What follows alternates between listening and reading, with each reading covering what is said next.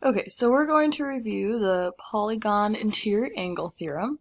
And this is something that we would have done in class, but just to go over what it'll look like, I'm going to use this applet on GeoGebra. So when I have this, I'm going to start off with a polygon of 3 sides, which is a triangle. And I have my interior angles labeled with pink, blue, and green colors. And so I'm going to slide this bar over here, and it's going to take my interior angles, and it's going to move them until they're next to each other, and we can see that they form kind of a line, which means that they're 180 degrees. And so when I have this triangle, this 3-sided polygon, I can say that the sum of my interior angles is going to be 180 degrees. So again, this is just reviewing, but going down to a quadrilateral, it's going to be done a little bit differently. So kind of a similar idea, except when I start to slide this, we can notice that my green angle and my pink angle is kind of split. And where it's split is actually called a diagonal, which, if we remember the definition, is when two vertices that are non-adjacent are connected. So adjacent meaning this vertice to this vertice is adjacent because they're connected by a side, and this vertice and this vertice is connected because they're also connected by a side.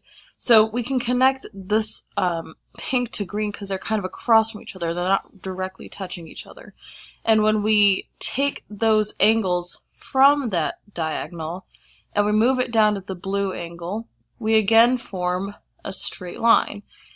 But we still have those other 2 angles left over, or the rest of the pink and green. So if we take that and combine it with our maroon, we're left with 2 sets of 180 degree angles. And so when we add those, which is our total sum of our interior angles, we have 360 degrees. So for a quadrilateral, I have 360. Something to notice is I have this middle column in my table that has a number of triangles. And so when we're looking at a 3-sided polygon, there's only one triangle, which is why there's a 1 there. But when we have this quadrilateral, that diagonal kind of creates 2 different triangles. And this should make sense when we're looking at our sum, because we know that the sum of the angles in a triangle makes 180 degrees. So if we have 2 triangles in a polygon, then if we take all of those interior angles and add them, which would be 2 triangles, so 2 sets of 180, we're left with 360. So going off of that, if we were looking at a polygon that maybe had 3 triangles in it, then maybe we might have something that's going to become 3 sets of 180 degree angles, which would add to be 540. So we can look at a pentagon, or a 5-sided polygon, and see if that holds. So when I slide this bar, it's going to create another diagonal from the pink to the green again, and that's going to give me my first set of 180. And then we're going to create another diagonal. And so you can kind of see that line being drawn when it's taking that middle pink chunk. And it's going across, creating our second triangle. And then we're going to take the rest of our angles and combine it with that other blue, making another set of 180. So in that scenario where I was suggesting we have 3 triangles, so 3 sets of 180, we kind of see that here with those 3 triangles and 3 sets. And if we add all of those, we're going to get 540.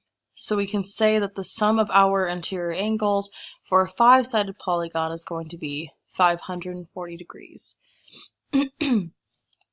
And so I'm using this chart, or this table, to kind of organize this, because in our next step we would be looking at this pattern of, okay, but what is that actually called? What's going on? How can we symbolically write this for any side of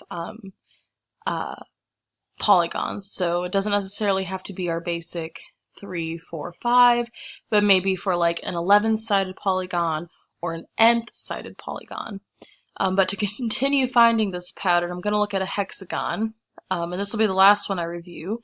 And so I'm going to kind of theorize here that, well, we just went from a five-sided shape, which had 3 triangles in it, and so this is a 6-sided shape.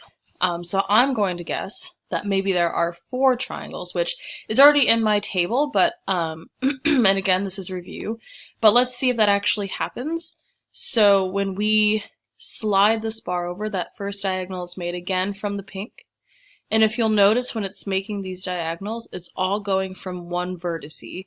And that's pretty important because we don't want those diagonals to cross. We don't want to make a random assortment of triangles that cross diagonals, because then this doesn't work.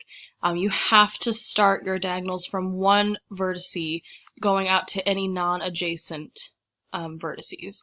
So in this case, with a hexagon or a 6-sided polygon, I once again have, or not once again, but I do have 4 triangles, and I also have 4 sets of 180. So when we add that, we're going to get 720. And so I kind of have this pattern going on. So then I would propose for you to kind of think about how would we write this as an equation to say, well, what about an nth-sided polygon? And that's kind of where that lesson would be going from.